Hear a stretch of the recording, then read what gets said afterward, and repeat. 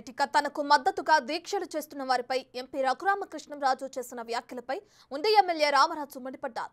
Betting చేసేవాళ్లు దీక్షలు చేస్తున్నారని కామెంట్ చేయడాన్ని ఖండించారు.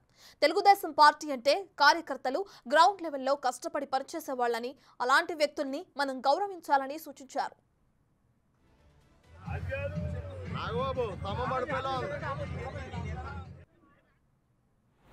యాక్చువల్ తప్పు. ఎందుకంటే అక్కడ ఏదైతే ఒక ఆమరణ నిరాహార దీక్ష చేస్తూ ఉన్నారో ఆయన జిల్లా కార్యవర్గ సభ్యులుగా పనిచేస్తూ ఉన్నారు ప్రస్తుతానికి. అదేవిధంగా వెనుకబడినటువంటి బీసీలకు సంబంధించి ఒక నాయకుడైన, అదేవిధంగా వారి కుటుంబ సభ్యులందరూ కూడా వారి తండ్రి గారు ఇండిపెండెంట్ ఎంపీటీసీగా, ఒకప్పుడు తెలుగుదేశం మ్యాండేట్ ఇవ్వనప్పుడు కూడా ఇండిపెండెంట్ ఎంపీటీసీగా గెలిచి ఆ తదుపరి తెలుగుదేశం నుంచి సుమారుగా 30 సంవత్సరాలు వారి తండ్రి గారు కానీ వారి సోదరుడు కానీ ఈయన కానీ పనిచేసేటువంటి వ్యక్తులు. వారి సోదరుడు ఏఎంసీ వైస్ చైర్మన్గా తెలుగుదేశం పార్టీలో చేసి ఉన్నారు.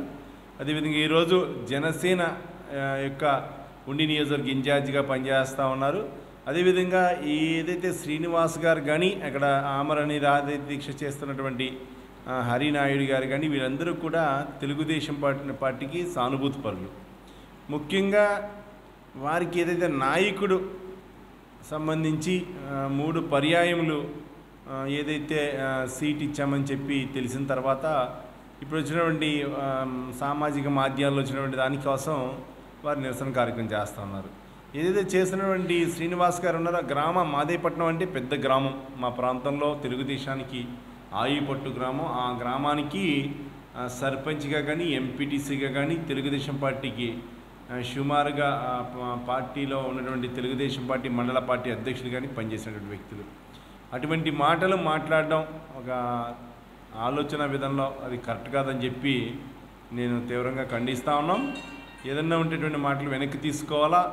తెలుగుదేశం పార్టీ కుటుంబ సభ్యులు ఈరోజు ప్రతి ఒక్క కార్యక్రమం, అంటే మొన్న మోటార్ సైకిల్ ర్యాలీ జరిగింది, కొన్ని వేల మంది వచ్చారు, వాళ్ళందరూ బెట్టింగ్ రాయిలా. అదేవిధంగా మొన్న ఎన్డీ గార్డెన్స్కి వచ్చి అందరూ కూడా ఆత్మీయ సమ్మేళన కార్యక్రమం చేయడం జరిగింది. అందులో పాల్గొన్నటువంటి వారు కూడా అటువంటి వారైనా?